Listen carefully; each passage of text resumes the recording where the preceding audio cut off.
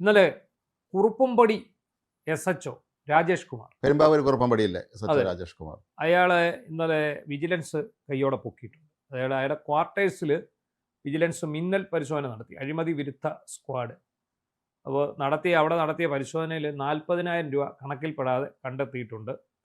അപ്പോൾ ഇന്ന് വരാൻ വേണ്ടി ഞങ്ങളുടെ നോട്ടീസ് കൊടുത്ത് വിട്ടിരിക്കുകയാണ്. പക്ഷേ ഈ ഉദ്യോഗസ്ഥനെ കുറിച്ച് നമ്മൾ ഇന്നലെ ഈ ഒരു വിവരം അറിഞ്ഞപ്പോൾ ആണ് നമ്മൾ ഇയാളുടെ ബാക്ക്ഗ്രൗണ്ട് പരിശോധിക്കുന്നത്. പണ്ട് നമ്മൾ തന്നെ മറുനാടൻ തന്നെ ഒരുപാട് സ്റ്റോറികൾ ഇയാൾക്കെതിരെ നമ്മളെ ഞെട്ടിപ്പിക്കുന്നതാണ് ഇയാളുടെ പശ്ചാത്തലം. എന്നിട്ട് ഇയാൾ വളരെ സുരക്ഷിതനായി കഴിഞ്ഞ പിണറായി സർക്കാരിൻ്റെ കാലത്ത് ഏറ്റവും നല്ല പോലീസ് സ്റ്റേഷനിൽ ജോലി ചെയ്തു എന്നുള്ളതിൻ്റെ ഏറ്റവും രസകരമായ കാര്യം. നമ്മൾ പറഞ്ഞതുപോലെ അന്ന് അവിടെ പ്രവർത്തിച്ചിരുന്ന ഒരു ഗൂഢസംഘം ഉണ്ടല്ലോ, ഗൂഢസംഘത്തിൻ്റെ വിധേയനായിരുന്നിരിക്കാം ഇയാൾ. അന്ന് പ്രവർത്തിച്ചിരുന്ന ഗൂഢസംഘത്തിന് ഹഫ്ത ഉണ്ടായിരുന്നു, മാസപ്പടി ഉണ്ടായിരുന്നു. അതായത് ഈ SHOമാരെ ഉപയോഗിച്ച് ഇവർ പല വിധത്തിലുള്ള പരിപാടികളും നടത്തുന്നുണ്ടായിരുന്നു. അപ്പോൾ എനിക്ക് 1-2 കാര്യങ്ങളിൽ മനസ്സിലായൊരു സംഭവം, ഇവരുടെ ഒരു പരിപാടി പ്രമാദമായ കേസുകളിൽ ഇടപെടുക. ഈ പറഞ്ഞ ഗൂഢസംഘം ഈ കേസുകളിൽ ഇടപെട്ടിട്ട് അല്ലെങ്കിൽ ഇവർക്ക് അറിയാവുന്നതായിട്ടുള്ള സാമ്പത്തിക തർക്കം നിലനിൽക്കുന്ന കേസുകളിൽ ഇടപെടും. എന്നിട്ട് ഒരു ഭാഗത്തിൻ്റെ പക്ഷം പിടിക്കും. അവരിൽ നിന്ന് ഇത്ര രൂപ വാങ്ങിയിട്ട് ഈ കേസ് സെറ്റിൽ ചെയ്ത് കൊടുക്കാമെന്ന് പറഞ്ഞാണ് വാങ്ങുന്നത്. എതിർ കക്ഷിയെ കള്ളക്കേസിൽ കുടുക്കി പീഡിപ്പിക്കും. ഒടുവിൽ അയാൾ ഈ ഒത്തുതീർപ്പിന് വഴങ്ങുന്ന സമയത്ത് അവൻ്റെ കയ്യിൽ നിന്നും വാങ്ങും, ഇവൻ്റെ കയ്യിൽ നിന്നും വാങ്ങും. അങ്ങനെയുണ്ട്. പിന്നെ മറ്റൊന്ന്, അത് ഏറ്റവും ഞെട്ടിക്കുന്നതാണ്. ഈ സർക്കാരിൻ്റെ അവസാന കാലത്ത് അത്യാവശ്യം ഈ പ്രൊമോഷനൊക്കെ കാത്തിരിക്കുന്ന SHOമാരുണ്ട്, DYSPമാരുണ്ട്. അപ്പോൾ ഇവരെ എന്തെങ്കിലും ഒരു വിഷയത്തിൽ ഇവരങ്ങ് കൊടുക്കും. എന്നിട്ടൊരു PR അങ്ങ് സ്റ്റാർട്ട് ചെയ്യും. PR എന്ന് പറഞ്ഞാൽ അറിയാമല്ലോ, പേഴ്സണൽ റോൾ എന്ന് പറയുന്നത്. ഇത് ഇവർക്കെതിരെ ഒരു വകുപ്പ് തല അന്വേഷണം. ഈ വകുപ്പ് തല അന്വേഷണം കഴിയാതെ പിന്നെ ഇവർക്ക് പിന്നെ പ്രൊമോഷൻ കിട്ടില്ല. പിന്നെ അതുപോലെ അല്ലാതെ അലുകുലിത്ത് സ്വന്തം കയ്യിലിരിപ്പ് കൊണ്ട് സസ്പെൻഷനിലായി, തരികിട കാണിച്ച് സസ്പെൻഷനിലായവർ. അപ്പോൾ ഇവരെയൊക്കെ ചില ആൾക്കാർ സമീപിക്കും. എന്നോട് ഡയറക്റ്റ് ഒരു ഉദ്യോഗസ്ഥൻ പറഞ്ഞു, വേറെ ആ ഉദ്യോഗസ്ഥൻ പറഞ്ഞത് കൂടാതെ നമ്മളത് ആൾക്കാരുടെ പേരും നമ്മളോട് പറഞ്ഞു, പക്ഷെ അത് നമ്മൾ പറയുന്നില്ല. ഇത് 6 ലക്ഷം രൂപയാണ് വാങ്ങുക. 6 ലക്ഷം രൂപ വാങ്ങുന്നു. 1 ലക്ഷം ഒരു ഉന്നത ഉദ്യോഗസ്ഥൻ, ബാക്കി 5 ലക്ഷം വേറെ ചില സ്ഥലങ്ങളിലേക്ക് പോകും. അതെവിടെയാണെന്നും നമുക്കറിയാം, എല്ലാവർക്കും അറിയാവുന്നിടത്തേക്ക് അവിടേക്ക് തന്നെ പോകുന്നു. അപ്പോൾ അത് എൻ്റെ ഈ സുഹൃത്തെന്ന് പറയുന്ന ആൾ കയ്യിലിരിപ്പ് കൊണ്ട് സസ്പെൻഷൻ മേടിച്ചു.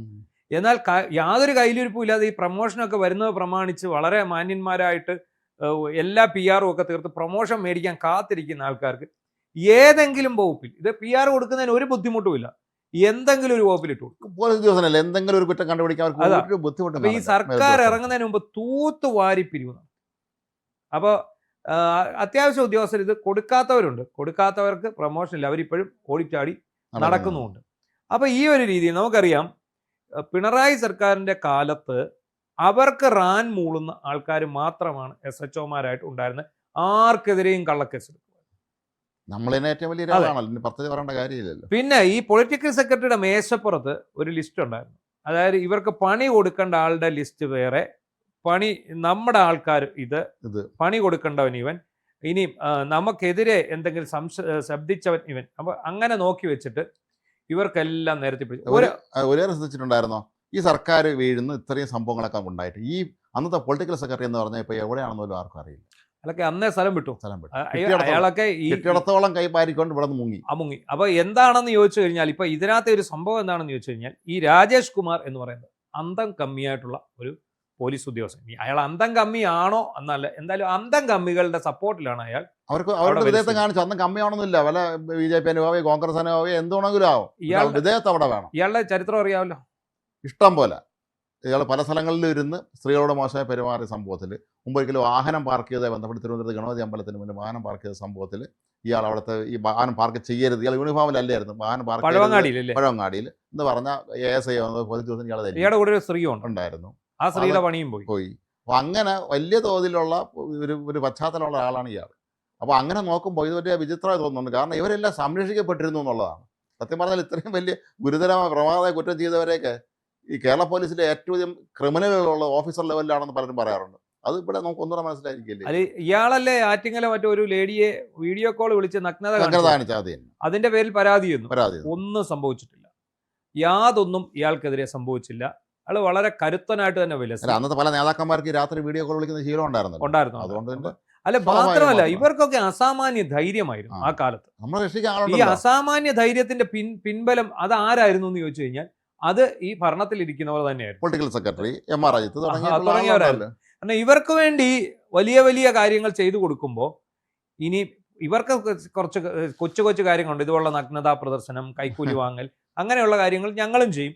ഇതൊരു ഗിവ് ആൻഡ് ടേക്ക്, ഒരു പരസ്പര ധാരണ മുന്നോട്ട് ധാരണയിൽ അങ്ങോട്ടും ഇങ്ങോട്ട് പോകണമല്ലോ.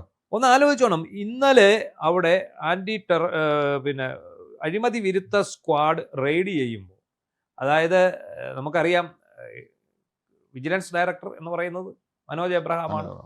മനോജ് എബ്രഹാമിന്റെ ബുക്കിൽ ഒരുപാട് ഉദ്യോഗസ്ഥരുണ്ട്. അവരെല്ലാം നോക്കി വെച്ചിരിക്കുക. കഴിഞ്ഞ സർക്കാരിന്റെ കാലത്ത് അദ്ദേഹത്തിന് അത് ചെയ്യാൻ സാധിക്കില്ലായിരുന്നു. കാരണം അദ്ദേഹത്തിന് ഒരിക്കലും ഒരു സപ്പോർട്ടും കിട്ടില്ല. പക്ഷെ ഇത്തവണ എന്ത് സംഭവിച്ചു? ഇത്തവണ അദ്ദേഹം ഭരണം മാറിയതിന് പിന്നാലെ അദ്ദേഹം ഇതുപോലെ ഓരോരുത്തരും പൊടി തട്ടിയെടുത്തു. ഇയാളെ നിരീക്ഷിച്ചു വരികയായിരുന്നു. ഈ കുറുപ്പമ്പടി സ്റ്റേഷനിലെ ഒരു വലിയ നിയമലംഘനം, മണ്ണ് മാഫിയക്കാരൻ്റെ അല്ല, അട്ടിമറിക്കുന്നതിന് വേണ്ടിയാണ് ഈ കൈക്കൂലി ചോദിച്ചത്. ഒരു പരാതിക്കാരനോട് കൈക്കൂലി ചോദിച്ചാൽ പൈസ കൊടുക്കുകയും ചെയ്തു. അപ്പം പൈസ കൊടുത്തിരുന്നു എന്നാ പറഞ്ഞത്. ആ പൈസയാണ് അവിടുന്ന് കിട്ടിയത്. അങ്ങനെയല്ല. അപ്പൊ ഇത് കഴിഞ്ഞ് ഇയാൾ ചെല്ലുമ്പോൾ നേരത്തെ ഒരു സ്റ്റേഷൻ, ഇയാൾ ജോലി ചെയ്യുന്ന സ്റ്റേഷനിൽ ഒരുപാട് മണ്ണ് കടത്ത കേസിലും അതുപോലെ മണ്ണ് കൊണ്ടുപോയ വഴിക്ക് അടി കൊടുത്ത കേസിലും ഒക്കെ പ്രതിയായിട്ടുള്ള ഒരുത്തന്റെ കൂടെ ഇയാൾ അർമാദിക്കുകയാണ്. അവിടുത്തെ വലിയ മണ്ണ് കടത്തുകാരന്റെ കൂടെ ഇയാൾ ഇരുന്ന് അർമാദിച്ചുകൊണ്ടിരിക്കുന്ന സമയത്താണ് ഈ സ്ക്വാഡ് ചെല്ലുന്നത്. സ്ക്വാഡ് ചെന്നിട്ട് മണിക്കൂറുകളോളം തെരഞ്ഞിട്ടാണ് ഇതിനകത്തു നിന്ന് ഇയാളുടെ ക്വാർട്ടേഴ്സിൽ. ഒന്ന് ആലോചിച്ച് നോക്കുക. ഒരു പോലീസ് ഉദ്യോഗസ്ഥൻ, അതും ക്രമസമാധാന പാലന ചുമതലയുള്ള ഒരു ഉദ്യോഗസ്ഥൻ, നാട്ടിലുള്ള ഗുണ്ടകളുടെ ഒപ്പം സ്വന്തം ക്വാർട്ടേഴ്സിലിരുന്ന് അർമാദിക്കണമെങ്കിൽ അയാൾ ഇപ്പോഴും വിചാരിച്ചിരിക്കുന്നത് പിണറായി വിജയൻ ഭരിക്കുന്നതാണ്. ഇത് കെ മുരളീധരൻ പറഞ്ഞതുപോലെ ചില ഉദ്യോഗസ്ഥന്മാർ സർക്കാർ മാറിയാൽ അറിഞ്ഞിട്ടില്ല നമ്മൾ പറയില്ലേ. അതാണ് പിണറായി വിജയൻ മാറിയെങ്കിലും ഇവിടെ ആരും ഞങ്ങളെ ഒന്നും ചെയ്യാൻ. കാരണം ഒന്നാമത്തെ പ്രശ്നമുണ്ട്, ഈ UDF സർക്കാർ വലിയ കുഴപ്പത്തിലേക്കാണ് ചാടിപ്പോക്കുന്നത്. കാരണം എല്ലാ മേഖലകളിലും അന്തം കമ്മികളെ തിരികിയിരിക്കുകയാണ് എല്ലായിടത്തും. അതിനുവേണ്ടി ഇവര് PSC വഴിയുള്ള റാങ്ക് ലിസ്റ്റ് വരെ അട്ടിമറിക്കുന്നുണ്ട്. അട്ടിമറിച്ച് പോലീസിലായിക്കോട്ടെ വേറെ ഏത് ഡിപ്പാർട്ട്മെന്റിലായിക്കോട്ടെ. ഇവർ ഇന്നിപ്പോ ഒരു വാർത്ത കണ്ടു, ആലപ്പുഴയിൽ ഒരുത്തൻ വർഷങ്ങളായിട്ട് പൊതുമരാമത്ത് ഓഫീസിൽ 30 വർഷമായിട്ട് ഒരു പൊതുമരാമത്ത് വകുപ്പിന്റെ പ്രധാനപ്പെട്ട ഒരു ഓഫീസിൽ അവിടെ കസേരയും കമ്പ്യൂട്ടർ ഇരുന്ന് പണി ചെയ്തുകൊണ്ടിരിക്കുകയാണെന്നാണ്. ഉത്തമൻ സിനിമയിലെ ജയറാമിനെ പോലെ. അതെ. പുള്ളി പോലീസ് അല്ല, പക്ഷെ പോലീസ് സ്റ്റേഷനിൽ SIയുടെ പവറിൽ പുള്ളി ഇങ്ങനെ നടക്കുന്നു. അങ്ങനെ ഒരു ചിലപ്പോൾ ഇയാളെ കണ്ടിട്ടാണെന്നല്ലേ സിനിമ ഉണ്ടാക്കിയത്, അതറിയത്തില്ല. അത് പക്ഷെ പൊതുമരാമത്ത് ഓഫീസിലാണ് ഇയാൾ അവിടെ ഇരിക്കുന്നു. അവള് പണ്ടങ്ങാണ്ട് കരാറടിസ്ഥാനത്തിൽ ഓവർസിയറോ എങ്ങാണ്ട് 30 വർഷം മുമ്പ് വന്ന ആളാണ്. ഇപ്പൊ ഇയാളാണ് അവിടെ പേപ്പറുകളെല്ലാം നീക്കുന്നതും, ഇയാളാണ് അവിടെ എല്ലാം ചെയ്തു. ഇയാൾ രാവിലെ എവിടെ ഓഫീസിൽ പോകുന്നു. ഇയാൾക്ക് വേണ്ടി ഒരു മേശയും കസേരയും അവിടെ ഇട്ടിരിക്കുകയാണ്, കമ്പ്യൂട്ടറും. എന്നിട്ട് അവിടെ സർക്കാരിന്റെ കമ്പ്യൂട്ടർ എന്ന് പറയുമ്പോൾ അതിനെല്ലാം ഒരു ലോഗിൻ പ്രൊസീജിയർ ഉണ്ട്. അതെല്ലാം സെർവറുമായിട്ട് ബന്ധിപ്പിച്ചിരിക്കുകയാണ്. എന്ത് കാര്യങ്ങളും ഇയാൾക്ക് അതേ എടുത്തോണ്ട് മാത്രമല്ല ആലപ്പുഴയിൽ നടക്കുന്ന പൊതുമരാമത്ത് എല്ലാ പ്രധാന ചടങ്ങുകളിലും മന്ത്രി പങ്കെടുക്കുന്ന ചടങ്ങിൽ പോലും ഇയാൾ ഇവരുടെ കൈക്കൂലി മേടിക്കുന്ന ആളായിരുന്നു എന്ന് പറയുന്നു. ഇവർക്ക് വേണ്ടി ഈ കാലാകാലങ്ങളിൽ ഒരുപാട് എഞ്ചിനീയർമാർ ഈ ഓഫീസിൽ മാറി വന്നു. അവരുടെ എല്ലാം മുമ്പിൽ ഇയാൾ ജോലി ചെയ്തിട്ട് അവിടെ ഇരിക്കുകയാണ്, ഇയാൾ ഓഫീസിലെ സ്റ്റാഫായിട്ട്. നമ്മളൊക്കെ ഈ കേട്ടുകേൾവിയില്ലാത്ത സംഭവമാണ് എന്ന് പറഞ്ഞതുപോലെയാണ് ഈ പറയുന്ന രാജേഷ് കുമാർ എന്ന് പറയുന്ന ഈ കുറുപ്പുംപടി SHO. അയാൾ വർഷങ്ങളായിട്ട് പ്രശ്നക്കാരനാണ്. എന്നേ പോലീസ് വകുപ്പിൽ നിന്ന് ടെർമിനേറ്റ് ചെയ്യപ്പെടേണ്ട ആളാണ്. ഇയാളുടെ ക്രിമിനൽ ആക്ടിവിറ്റി വെച്ച് നോക്കുമ്പോൾ ഇയാളൊക്കെ ഇതുവരെ ഒരുപാട് പേരുടെ ഇരിപ്പുണ്ട്. ഇതുപോലെ ക്രിമിനൽ പശ്ചാത്തലമുള്ള എത്രയോ പേരുണ്ട്. ചിലർ ശിക്ഷിക്കപ്പെട്ട്, ചിലർ ക്രിമിനൽ കേസുകൾ ശിക്ഷിക്കപ്പെട്ട എത്രയോ ഉന്നത പോലീസ് ഉദ്യോഗസ്ഥന്മാർ എത്രയോ പേരുണ്ട്. അതുപോലെ നേരത്തെ ഒരു പോലീസ് ഉദ്യോഗസ്ഥ ശ്രീമോൻ എന്ന് പറയുന്ന ഒരു CA ഉണ്ടായിരുന്നു. ഇയാളെ ടെർമിനേറ്റ് ചെയ്തതാണ്. പക്ഷെ പിണറായി സർക്കാർ അയാളെ തിരിച്ചെടുത്തു. അയാളുടെ ഭാഗത്തെ വീഴ്ചകൾ പ്രകാരം ടെർമിനേറ്റ് ചെയ്യപ്പെട്ടാണ്. അപ്പൊ അതിന് പകരം അയാൾ അപ്പീൽ പോയി അയാളെ തിരിച്ചെടുത്തു. അപ്പോഴേ സർക്കാർ അങ്ങ് തീരുമാനിക്കുക. അപ്പൊ അവരെന്ത് ചെയ്തു എന്ന് ചോദിച്ചാൽ നടപടി എടുത്തോന്ന് ചോദിച്ചാൽ നടപടി എടുത്തു. അയാളെ ടെർമിനേറ്റ് ചെയ്ത് കളഞ്ഞു. അവസാനം അയാൾ അപ്പീൽ പോയപ്പോൾ അതിന് വഴങ്ങി കൊടുത്ത് അയാളെ തിരിച്ചെടുത്തു. അപ്പൊ എന്താണ്, ഞങ്ങളുടെ കുഴപ്പമില്ല, അയാൾ കാറ്റിൽ അപ്പീൽ പോയി അയാളെ തിരിച്ചെടുക്കാൻ പറഞ്ഞു. ഇപ്പൊ നമുക്കറിയാം, ഉമേഷ് വള്ളിക്കുന്ന് പോലീസിലെ പുഴുക്കുത്തുകൾ ചൂണ്ടിക്കാണിച്ച് ഫേസ്ബുക്കിൽ എഴുതുകയും ഈ ഉദ്യോഗസ്ഥർക്കെല്ലാം ഇയാൾക്ക് കൊടുക്കുന്ന മെമ്മോയ്ക്കെല്ലാം കുറിക്കൊള്ളുന്ന മറുപടി കൊടുക്കുകയും ചെയ്യുന്നതിന്റെ പേരിൽ നിസ്സാരമായിട്ട് ടെർമിനേറ്റ് ചെയ്ത് കളഞ്ഞ ആളാ. അയാൾ എന്താ ചെയ്തത്? അയാൾ ഇതുപോലെ ആരുടെയും പിടിച്ചു പറിക്കാൻ പോയില്ല, ഇതുപോലെ നഗ്നതാ പ്രദർശനം നടത്താൻ പോയില്ല, കൈക്കൂലി വാങ്ങാൻ പോയില്ല, ഒന്നും പറഞ്ഞു.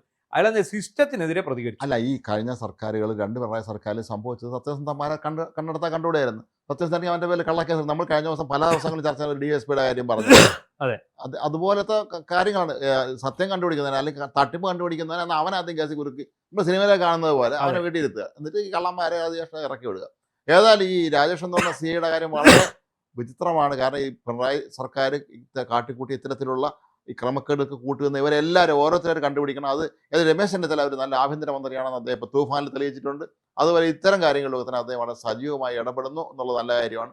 നമ്മൾ പലപ്പോഴും കരുതിയിരുന്നത് ഈ ചെന്നിത്തല ആഭ്യന്തരമന്ത്രിയാൽ ഒരുപാട് കോംപ്രമൈസ് ചെയ്യും, കോൺഗ്രസ്സുകാരന്മാരെ വിളിച്ചു വന്നാൽ പിന്നെ പുള്ളിക്ക് അനുസരിക്കാൻ പറ്റും. പക്ഷെ അതങ്ങനെയൊന്നും അല്ല. പുള്ളി വളരെ കൃത്യമായി ജോലി എല്ലാം അട്ടിമറിക്കാണ്. തൂഫാനിൽ വലിയ അട്ടിമറി നടക്കുന്നു. ഇന്നൊരു വാർത്ത എവിടെ കണ്ടു, അതായത് ഈ തൂഫാനിൽ പിടിക്കുന്നവന്മാർ അന്തം കമ്മികളായിട്ടുള്ള ഒത്തിരി എണ്ണത്തിനെ തൂഫാനിൽ പിടിക്കുന്നുണ്ട്. ഇന്നലെ പിടിച്ചിട്ട് യുവന്മാരെല്ലാം എന്താ ചെയ്യുന്നത്? യുവന്മാരെല്ലാം സ്വന്തം ആവശ്യത്തിന് ഉപയോഗിക്കാൻ കൊണ്ടുവന്നതെന്ന പേരിൽ കേസെടുത്തിട്ട് ജാമ്യത്തിൽ വിടുക. അത് ആഭ്യന്തര വകുപ്പ് പറഞ്ഞിട്ടാണോ എന്ന് അറിയത്തില്ല, ജയിലുകൾ നിറയും അല്ലെങ്കിൽ. കാരണം തൂഫാൻ പിടിക്കാൻ പോയ കേരളത്തിലുള്ള ഒട്ടുമിക്ക മൊത്തത്തിനെ തൂക്കിയെടുക്കണം.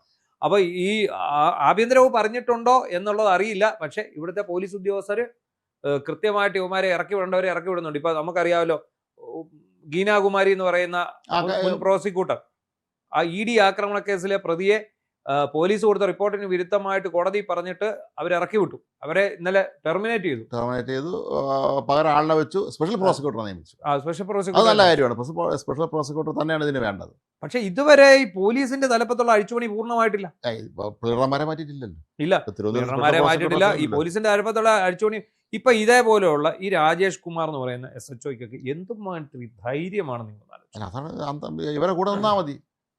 കാരണം എന്നെ ഇവിടെ ഒന്നും ചെയ്യാനില്ല, പിണറായി മാറിയത് അറിഞ്ഞില്ലെന്ന് തോന്നുന്നു. ഇത്തരക്കാര് ഇങ്ങനെ സർക്കാർ മാറി സ്ഥിതിക്ക് ഇനിയിപ്പോൾ അടുത്ത കോൺഗ്രസ് സർക്കാരും ചെന്ന് പിടിക്കുവര്, അവിടുത്തെ DC പ്രസിഡന്റ് അല്ലെങ്കിൽ അവിടുത്തെ മണ്ഡലം ഭാരം അവരൊക്കെ ചെന്ന് കാല് പിടിക്കുക. എന്നെ രക്ഷിക്കണമെന്ന് പറഞ്ഞുകൊണ്ട് വീണ്ടും കയ്യിൽ കാശുണ്ടല്ലോ. ഈ ഒറ്റ ദിവസം 40,000 രൂപ കിട്ടുന്ന ആൾ എത്ര കോടി രൂപ കൈ കാണുമായിരിക്കും. അപ്പൊ ഇതുകൊണ്ട് അല്ല, വലിയ കച്ചവടക്കാരെ തലപ്പത്ത് നിലനിർത്തുകയാണ്, വലിയ പൊസിഷനിലേക്ക് കൊണ്ടുവരികയാണ്. ഒന്ന് ആലോചിച്ച് നോക്കിയേ. അതാണ് UDF സർക്കാർ ചെയ്തുകൊണ്ടിരിക്കുന്നത്. ഇപ്പൊ ഇന്നലെ തന്നെ രമേശ് ചെന്നിത്തലയോട് ആരോ ചോദിച്ചു, KK മഹേശന്റെ പിന്നെ ദുരൂഹ മരണത്തിൽ SIT രൂപീകരിച്ചു. SIT അതെന്തുവാന്ന് എടുത്ത വാക്കി ചോദിക്കും എന്ന് പറഞ്ഞാൽ അയാൾ ഇത് ചെയ്യാണ്. എന്താ ഈ ചോദ്യം ചോദിച്ചവനെ ആക്കുകയാണ് എന്ന് പറഞ്ഞാൽ വെള്ളാപ്പള്ളി നടേശനെതിരെ ഞങ്ങൾ ഒരു പുല്ലും ചെയ്യാൻ പോകുന്നില്ല എന്ന സൂചനയാണ് ഇത്. വെറുതെ ഇവിടുത്തെ ഈഴവ സമുദായങ്ങൾ ഇങ്ങനെ നടക്കുകയാണ്. അതാണ് കഴിഞ്ഞ ആഴ്ച വെള്ളാപ്പള്ളി വന്ന ഒരു പുല്ലിനെ ചെയ്യാൻ പോകുന്നില്ല. ധൈര്യം അത് കൊടുത്തിരിക്കുകയാണ്. സതീശൻ മിണ്ടത്തില്ല, ഇയാള് അനങ്ങത്തുമില്ല. പിന്നെ ഒരാളെങ്കിലും അവിടെ നിയമസഭയിൽ ഒരു ശ്രദ്ധ ക്ഷണിക്കലോ ഒരു ചോദ്യോത്തരത്തിലോ ഇത് സാധനം കൊണ്ടുവരും. അപ്പൊ പിന്നെ അയാൾ സേഫാണ്. അതേപോലെ അയാൾക്കെതിരെ ഇത് നടത്തുന്നവർ കോടതിയെ സമീപിക്കുക. കോടതിയിൽ പോയിട്ടും കാര്യമില്ല, സർക്കാർ ഇയാൾക്ക് അനുകൂലമായിട്ട് നിൽക്കുക. അപ്പൊ ഇത്തരക്കാരെ എല്ലാം പ്രോത്സാഹിപ്പിക്കുന്ന ഒരു നയത്തിലേക്കാണ് UDF സർക്കാരിന്റെ ഒരു പോക്ക്. ഇപ്പൊ ഇത്തരം SHOമാർ ഇയാളൊക്കെ ഇപ്പോഴും സർവീസിലിരിക്കുന്നു എന്നുള്ളത് തന്നെ ഒരു വലിയ സംഭവം തന്നെയാണ്. ഇതിനേക്കാളും വലിയ ഭീകരന്മാര് ഇരിപ്പുണ്ട്. അപ്പോ സർക്കാർ ശ്രദ്ധിക്കേണ്ടത് ഇത്തരക്കാരെ കണ്ടുപിടിക്കുക. ഇത് വിജിലൻസ് പിടിച്ചു എന്നുള്ളത് അത് വിജിലൻസിന്റെ കൃത്യമായ നിരീക്ഷണം ഉള്ളതുകൊണ്ടാണ്. അല്ല, ഒന്നും വേണ്ട. മനോജ് എബ്രഹാമിന്റെ അടുത്ത് പറഞ്ഞാൽ അദ്ദേഹം തന്നെ ലിസ്റ്റ് കൊടുക്കും, ഇത് ഇവന്മാരാണ്, ഇത് കുഴപ്പക്കാരാണെന്നുള്ളത്. മനോജ് എബ്രഹാമിന്റെ തീർച്ചയായും നമ്മുടെ ഇന്റലിജൻസ് ബ്യൂറോ ഒക്കെ ഉള്ളതുകൊണ്ട് തന്നെ കൃത്യമായ വിവരങ്ങൾ കിട്ടുന്നുണ്ടായിരിക്കും. പക്ഷെ നടപടിയെടുക്കാൻ പറ്റാത്ത അവസ്ഥയിലായിരുന്നല്ലോ അവർ ഉണ്ടായിരുന്നത്. ഇത്തരം പുഴുക്കുത്തുകളെ എടുത്ത് കളയേണ്ട സമയം അതിക്രമിച്ചു.